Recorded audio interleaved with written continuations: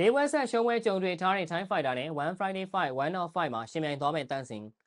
ပွဲကဘယ်တော့လဲဆိုပြီးမေးနေကြတဲ့ဘော်ဒါတွေအတွက်တန်းစင်ပွဲကိုမကြာခင်မှာအားပေးသွားတော့မှာပါတန်းစင်တယောက်တက်ခဲလို့စူရီယန်လက်တို့လိုပြိုင်ဘက်တွေကိုရှုံးပေးခဲ့ရတဲ့ပွဲစဉ်တွေပြီးကတည်းကတန်းစင်တယောက်ဂျိုးဝိုင်းတင်နဲ့ဝေးကွာနေကြတာဖြစ်ပြီး3လအကြာမှာဂျိုးဝိုင်းအတွင်းကိုပြန်လည်ဝင်ရောက်တော့မှာလည်းဖြစ်ပါတယ်တန်းစင်နဲ့ဒီတစ်ခါရှင်ပြိုင်သွားမယ့်ပြိုင်ဘက်က Thai Fighter တယောက်ဖြစ်ပြီးဝမ်းပြိုင်ပွဲမှာ9ပွဲအထိရှင်ပြိုင်ထိုးသက်ထားခဲ့သူလည်းဖြစ်ပါတယ်26နှစ်သားပတ်စုကွန်ဖက်ဟာတန်းစင်ထက်ဝမ်းပြိုင်ပွဲတွေမှာတွေ့ကြုံရှိတဲ့ fighter တယောက်ဖြစ်ပြီး9ပွဲထိုး3ပွဲနိုင်4ပွဲရှုံးဆိုတဲ့မှတ်တမ်းကိုပိုင်ဆိုင်ထားခဲ့သူဖြစ်ပါတယ်။နောက်ဆုံး4ပွဲဆက်ရှုံးနေထားတဲ့ဆိုပေမဲ့တန်းစင်နေနဲ့ short တက်လာတော့မရဘူးလို့ဆိုရမှာဖြစ်ပြီးဘာကြောင့်ဆိုရင်တန်းစင်နဲ့ရင်ဆိုင်သွားရမယ့်ပတ်စုကွန်ဖက်ဟာစာချုပ်ကြီးရသွားပြီဖြစ်တဲ့ဂျာအိုဆူရိုင်ကို2ပွဲနဲ့ဒီတစ်ပတ်တောက်ချာနေမှာခေါင်းပွဲထိုးမဲ့ခေါင်းစုတော့ကိုအရှုံးပေးထားခဲ့ရတာပါ။ပြောရရင်တော့ပတ်စုကွန်ဖက်ဟာစားရှိတဲ့ fighter တွေကိုသာရှုံးထားခဲ့တာဖြစ်ပြီးတန်းစင်နေနဲ့ပြိုင်ဘက်ကိုလုံးဝ short တက်ထားလို့မရဘူးလို့ပဲဆိုကြပါလိမ့်။နောက်တစ်ချက်ကတန်းစင်နဲ့ရှင်ပြိုင်သွားမယ့်ပြိုင်ဘက် Thai Fighter ဟာနောက်ဆုံး4ပွဲဆက်မရှုံးခင်မှာချန်ပီယံခပတ်စင်ခေါ်ခွင့်မှန်းနေတဲ့ Counterani လို fighter မျိုးကိုအနိုင်ယူထားခဲ့သူလည်းဖြစ်ပါတယ်။ Counterani ဆိုတာက Now Naplo Fantan နဲ့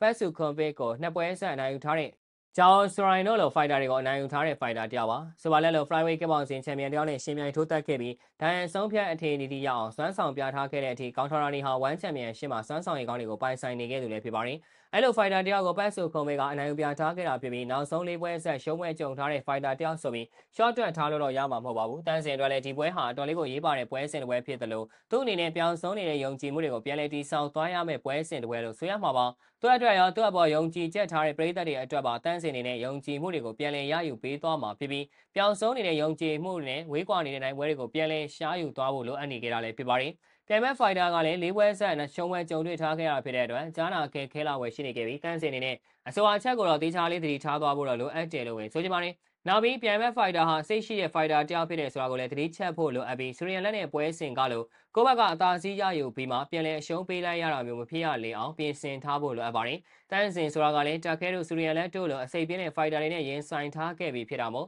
စာလောင်နေတဲ့နိုင်ပွဲကိုပြန်လည်ရယူသွားဖို့တန်းစင်ကိုယ်တိုင်လည်းအားခဲထားခဲ့မှာပါ။လက်ရှိချိန်မှာတော့တန်းစင်ဟာကိုဖြစ်သူထွန်းလင်းမိုးနဲ့အဒူငလင်ပေးတင်ပြည်သူတွေအတွက်ကိုကြီးထောက်ပံ့မှုတွေကိုကိုယ်တိုင်ကိုကြပြုလုပ်ပေးနေခဲ့ပါတယ်။အခုပြည်သူထွန်းလင်းမိုးနဲ့အဒူငလင်ပေးတင်ပြည်သူတွေအတွက်တက်ဆွမ်းတဲ့ဘက်ကအကူအညီတွေပေးနေခဲ့တဲ့တန်းစင်ဟာရေဘေးဆိုရင်လည်းရေဘေးအလျောက်ငလင်ဘေးဆိုရင်လည်းငလင်ဘေးအလျောက်တက်နိုင်တဲ့ဘက်ကနေကူညီမှုတွေပြုလုပ်ပေးနေခဲ့သူလည်းဖြစ်ပါတယ်။ပရိုက်တာအကျိုးတည်ဖို့တဲ့နေရာမှာလည်းလက်မနေတဲ့တန်းစင်ဟာကိုယ်တိုင်ကိုကြမြေပြင်လေးဆင်းပြီးတော့ကူညီမှုတွေပြုလုပ်နေခဲ့တာဖြစ်ပါတယ်။တန်းစင်တို့ညီအကိုတွေအပါအဝင်မြမရွာနမဲကျော်ဖိုင်တာတွေဖြစ်ကြတဲ့ထွန်းထွန်းမင်းတို့ညီကိုတစုဟာလည်းငန်လင်ဘေးတင်ပြည်သူတွေအတွက်အကူအညီတွေပေးနေခဲ့ကြတာပါမြန်မာပြည်သားတွေရဲ့ချက်တော်ဖိုင်တာတွေဖြစ်ကြသလိုကုသိုလ်ရေးမှာလက်မနေတက်ကြတဲ့မြမရွာဖိုင်တာတွေဖြစ်ကြပြီးအခုဆိုရင်မြေပြင်အထိပါကိုယ်တိုင်ကိုကြကူညီထောက်ပံ့မှုတွေပြုလုပ်နေခဲ့တာလည်းဖြစ်ပါတယ်ပွဲရည်နေပေမဲ့မြေပြင်အထိကိုယ်တိုင်ကိုကြကူညီထောက်ပံ့မှုတွေပြုလုပ်နေတဲ့တန်းစင်ဟာလာမယ့်ဧပြီလ16ရက်နေ့တောက်ချာနေ့မှာကျင်းပမယ့် One Friday Fight One Off Fight ပြိုင်ပွဲမှာပါဝင်ရှင်ပြိုင်သွားမှာဖြစ်ပါတယ်